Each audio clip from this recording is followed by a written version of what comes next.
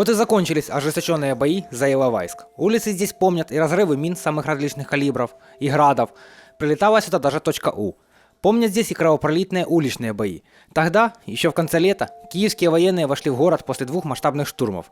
Как следствие, в городской черте сошлись в ближнем бою 2 армии – украинская и Новороссии. Сейчас Иловайск находится в тылу, но каждая улочка здесь помнит о тех страшных днях. Ведь зашли украинцы в город в лучших традициях оккупационных войск, предварительно обработав все вокруг массированным артиллерийским огнем. Как следствие, в городе разрушено около 10% жилого фонда и повреждена треть жилых домов. С наступлением зимы и нагрянувшими морозами на языке крутится вопрос, как люди переживут эту зиму. Военные корреспонденты телеканала «Новороссия» отправились в Иловайск и смогли собственными глазами увидеть всю плачевность создавшейся ситуации. Кто-то из проезжающих автомобилистов написал довольно-таки символичную фразу, красноречиво показывающую, насколько серьезные бои проходили в этом городе. Город-герой Иловайск. И сейчас мы туда отправимся.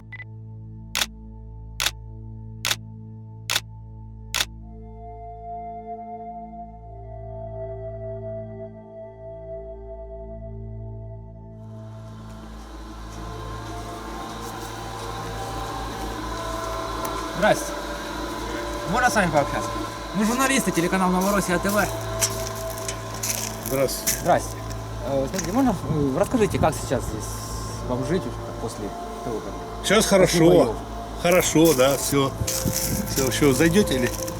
Ну, если пустите. Да, пожалуйста. Рассказывай, куда попадали снаряды. Снаряды, вот он попал. Град сюда, они все там лежат у меня. Пойдемте, покажу. Сюда залетел, крышу всю разбило. Потолок упал. В зале, в спальне упал потолок. Вот видите, эту арку всю унесло. В общем. Вот, смотрите, все эти.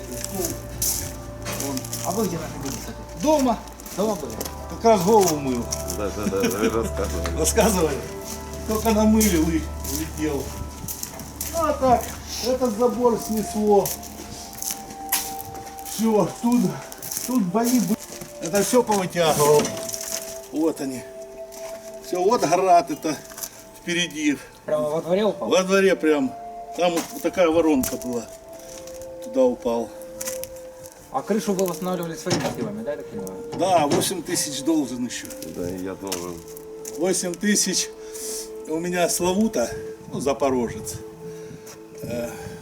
Там гараж, ну, я покажу потом. Дверь пробила, лонжерон, крыло и коробка, вот такая дырка. А вот коробку я могу показать. Ну, вот такая дырка в коробке. А чем-то помогает власть, нет?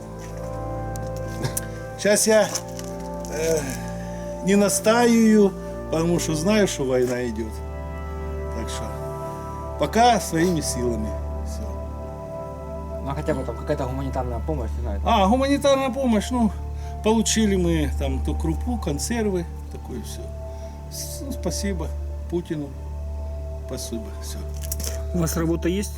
Да, я работаю. Сейчас выходной на 3-дневке мы, то есть на 4-дневке. Так что пятница, суббота, не знаю, с чем это связано. И зарплату дают, все нормально. Не, сейчас простой, так что. Да я всю войну тут был, вот тут просидел. Куда-то в подвалах, где-то в подвалах прятались? Или? Да ничего, вот тут сел, у меня ж каменная вот это, сел, а тут знаю, что грады, мины не будут кидать, потому что тут и украинские, и ДНР воевали, вот тут, 6,5 часов тут воевали. Я вот тут сидел, ну, у сына сожгли нацики пожрали всю купорку там. Все, в погребе все вычистили. Машину угнали. Дом или спалили, или он по винограду. Спалили дом. У матери сгорел дом. И у них сгорел дом. Тоже. Тут сгорел, тут тоже сгорел. Говорят, ну, А вот голый. эти соседи? Сгорел. А где они сейчас живут хотя бы? Миша же, мать живет по Октябрьской, там у них. А Миша в Крыму. Тут Валерка был, краснодеревщик. и расстреляли и жену, и его А расстреляли. за что расстреляли? А? А за что? Никто не знает. Знает, кто стрелял, и кто это. Кто говорит, машину не отдавал. Кто говорит, корректировщик был. Так что... По ним корректировал, да? А? Ну, по украинским военным. Да, по Украине, ну, если расстрелял. ДНР не Я расстреляет. переспросил. Да. Там лежали нацики мертвые. Я ж так не выходил. Честно говоря, сюда или свои, или те застрелят. Пошли, я тут посмотрю, в окно тут смотрю. Сюда попадали. Бегали тут. Вот я думаю, стекла нету. Вот один, второй, третий, а четвертого утянули. Стоял. А там нет, тут стекла все. Сильно горело? Ой, ужас. Двигателя плавились. А я вот покажу. Это. Вот такая сосулька я принес. Капало. Вот. Железная дорога работает? Нет, тоже работает.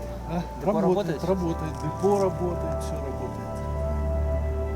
Я думал, вот это вот с мазута загорелось, а мне не видно оттуда. Оно тут все в дыму, все. Тут и бомбили, и что только не делали. Рельсы. Ну, он до меня, вот где, не знаю, где тут взорвалось. Я покажу, кусок рельсы до меня пролетел во двор.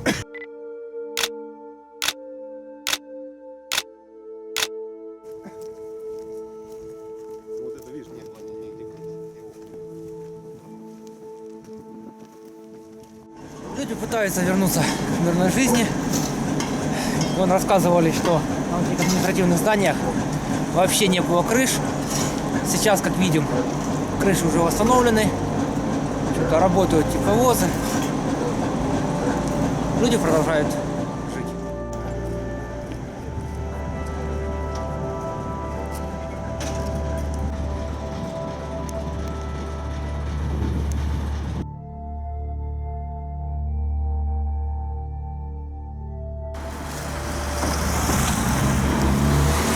Да, конечно, подобные кадры больше напоминают, наверное, кинохроники времен Великой Отечественной войны. Подобных разрушений, настолько крупных зданий, еще не доводилось мне видеть. В зоне боевых действий я нахожусь уже полгода, я сейчас май месяц.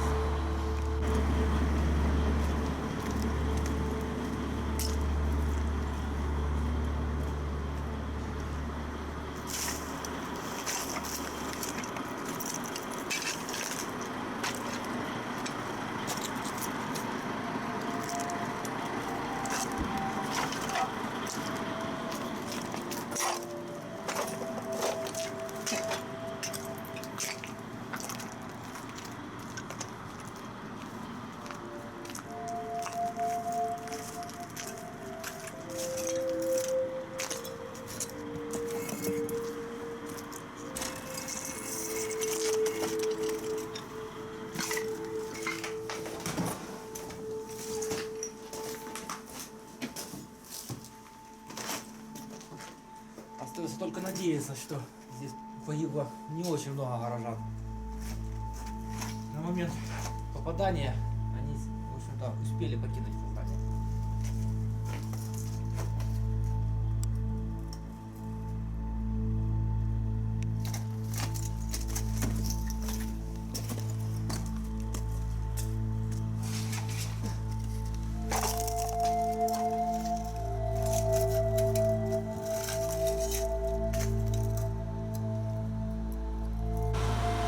Символично, что именно в этом доме в годы оккупации немецко-фашистскими войсками был концлагерь, где содержались воины Красной Армии. В общем-то, сейчас уже современные фашисты полностью разнесли это здание.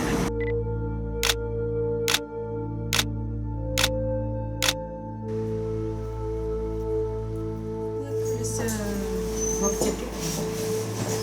Ну, директор. Поставки хватает, не хватает? Ну, люди пока не жалуются. Денег нету везде. Денег. Продажи у вас сильно, да, упали? Да, очень.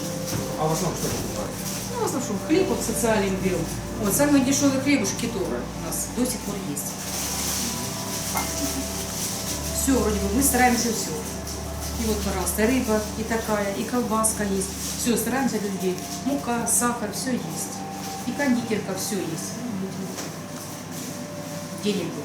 Когда пенсионерка приходит, читает денежку. Копеечки. А гуманитарную помощь куда давали? Ой, здесь у нас Ну, вообще. в Иловайске? Да, давали. В ДК давали, потом в АТБ там давали гуманитарную. Кто ездил в Харциск получать, там кому там за 60. Хоть работа какая-то есть? На железной дороге работаем. Августа в 11:40 залетел снаряд в коридор. И дом загорелся сразу. А где сейчас живете? Сейчас живу. Ну как? Живу там, соседи приютили. Вот там живу. Как бомбили, я был в подвале. 13 дней я в подвале был. Жена у меня инвалид. Помогают чем-то? Гуманитарка какой-то? Ну, гуманитарная помощь мне помогли, что по этим, как по горельцам дали мне, один раз дали там сумку еды. Я квартиру полностью разнесло. Снаряд, А снаряд где за... хоть А где хоть живете? Свобода 1-3. Не, а вас приютил кто-то или... Да, нет, вот здесь у бабушки.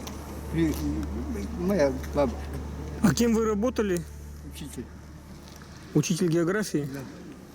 А сейчас получится, то есть, смотрите, что касается там пенсии же не дают, то есть... Нет, 5 месяцев уже. А на что не ходишь? получаю. Ну, уже гуманитарку, например. Да. Вот учитель, как учителям дали гуманитарку пенсионерам. Ну, крышу уже отремонтировали. А кто ремонтировал? Шифер дал соседи мне. Соседи под домом. Дом двухэтажный. Ну, так, помоложе люди. Отозвались на мои предложения, покрыли. За 3 воскресенья. Кое. А материал где брали? Шифер предоставили. Предоставили, да? А это А кто шифер предоставил? ДНР. ДНР. Да, ДНР. Сейчас здесь нельзя. Ну да, холодно. А угля хоть хватает? А угля нет. Те же, кто остался совсем без крыши над головой, приняли в местном общежитии. Много обогорельцев. У нас разрушено полностью из частного сектора 350 домов. А где эти люди живут сейчас? Сейчас эти люди, может, где-то у родственников живут. Вот у меня лично у самого разбило дом. Я живу сейчас у своего друга. Ну, он мне дал квартиру пустую свою, я у него живу. Сейчас нам разрешили как делать. Есть пустующие дома, квартиры. Мы разрешаем на временное пользование, ну то есть занять их на время. Выписываем справки, выделяем комиссию, посылаем в этот дом. Если там, правда, никто не живет, нет хозяев, то человек заселяется и пока месяц живет там. В общежитии у нас живут люди. Ну, в общем, сказать вам честно, проблем хватает у нас в городе. Здравствуйте.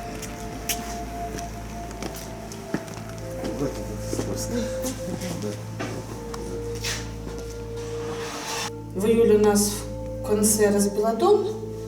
Получается, с начала сентября мы тут живем. А до этого где жили? Ну, жили у бабушки пока временно. А потом нас как 1 числа, получается, исполком начала работать, и нас сюда поселили. Мэр поселил сюда. 1 числа какого месяца? 1 сентября этого года. Да. А где-то работаете? Нет, да где работать? Если работать тут нигде нет. Все разбито, все подбито. Где можно тут работать? Не работаю, ничего нету. А живете Сидим, хотя бы? живем. За что вы живете? За гуманитарку привозят.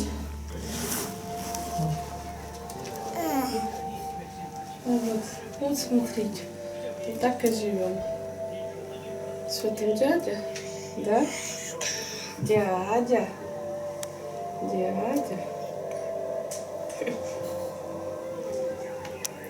И вот, Здравствуйте. вот маленький. Самый главный ребенок, военный ребенок.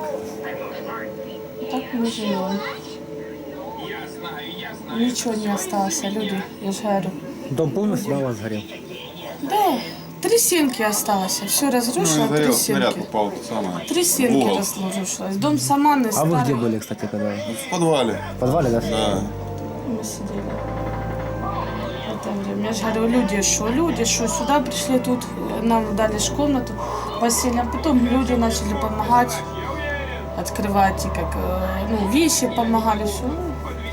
Як с миру по нитке. Я ж Однако тяжелее всего приходится одиноким пожилым людям, инвалидам и многодетным семьям. Проблемы в городе и с детским питанием для самых маленьких патриотов Донбасса, имевших смелость родиться в столь неспокойное время.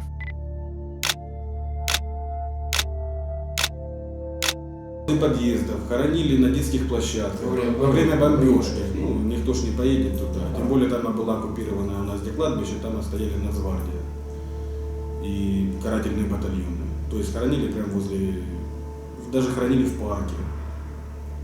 Сейчас, слава богу, их уже перезахоронили. Посмотрите, а что касается погибших бойцов,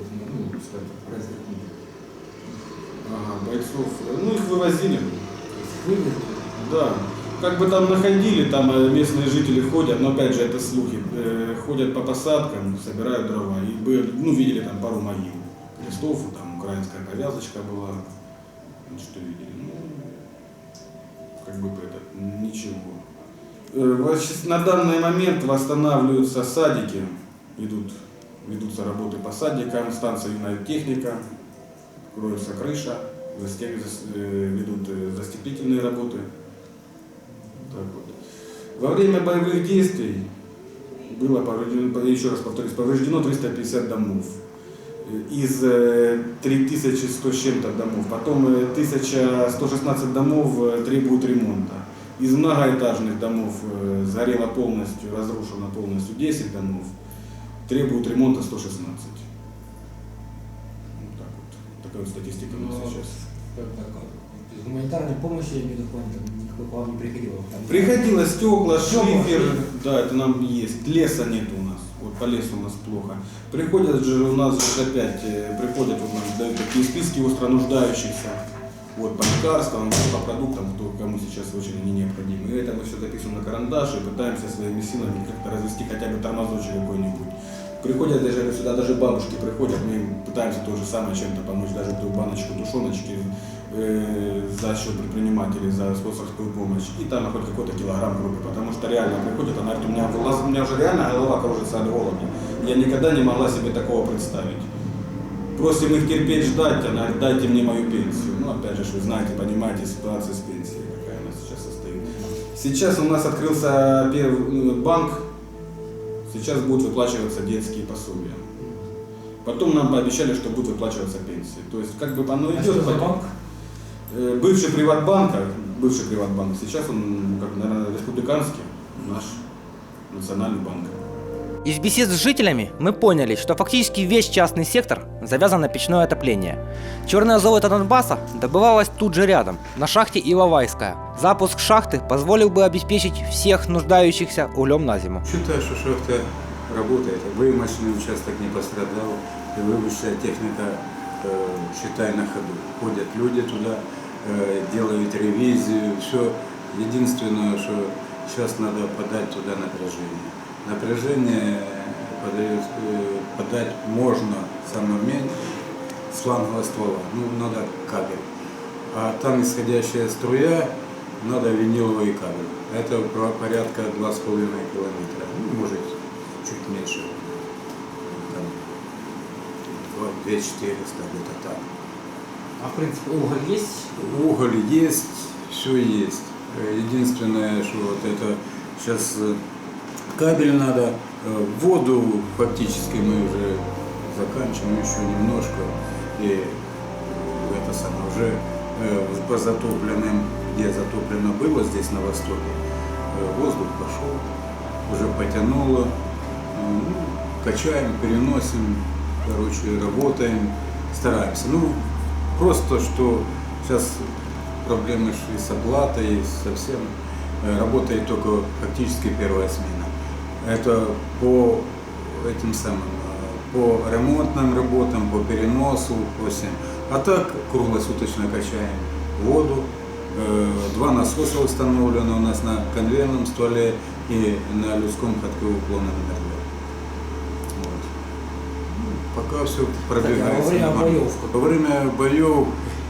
Во время боев не работало, потому что здесь обстрелы были, и на стоянке везде, грады торчат. Кстати, сильно пострадало? Ну, здесь все, крыша разбита была, можете посмотреть там на миксах, и двери, все в осколках, все побито. То есть это уже восстанавливали? Это уже восстанавливали, значит, здесь крышу восстанавливали, дали 630, типа как гуманитарная помощь, 630 штук шифера. Вот, занимаемся крышу, кроем, уже перекрыли. Окна выбиты, вы же видите, там заделаны этим самым, тоже брали пленку заделали. Объездив фактически весь город, мы видим, из гуманитарки сюда доходят лишь стройматериалы. Уже восстановлены крыша и остекление школ, депо и других производственных помещений железной дороги. Предприятия понемногу набирают обороты. Как только люди начнут получать реальные зарплаты и пенсии, как только начнут работать госбанки ДНР, начнут полноценно работать предприятия, гуманитарная катастрофа рассосется сама собой. Но все должно реально заработать. Свежие. Могила ополченцев. На выезде из города Иловайск всех встречает могила, братская могила 4 ополченцев. Символично, что ополченцев похоронили у Поклонного креста, который, кстати, пробит осколком от снаряда. В адских могилах не ставят крестов, и вдовы на них не рыдают. К ним кто-то приносит букеты цветов, и вечный огонь зажигают. Здесь раньше вставала земля на дыбы, а нынче гранитные плиты. Здесь нет ни одной персональной судьбы, все судьбы в единую слиты.